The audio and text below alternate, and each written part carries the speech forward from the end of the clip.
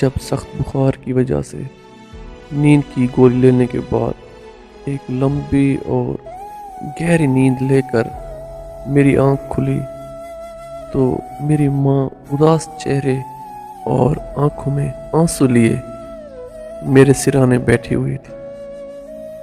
میں نے جب دیکھا تو سہم سا گیا اور جلدی سے اٹھا، اداسی اور آنکھ سے گرتے آنسو کا سبب پوچھا تو ماں بولی، وہ کون ہے جس کا نام تم بے ہوش کی حالت میں بھی لے رہے تھے؟ تمہارے ابا پوچھ رہے ہیں کہ چاہو تو ان کے گھر کا بتا دو، ہم جا کے رشتے کی بات کر لیتے ہیں۔ تمہاری خوشی میں ہی ہماری خوشی ہے۔ اب میرے پاس ان سوالوں کا کوئی جواب نہ تھا۔ کیسے بتاتا کہ اس نے ایک نیا گھر بسا لیا ہے؟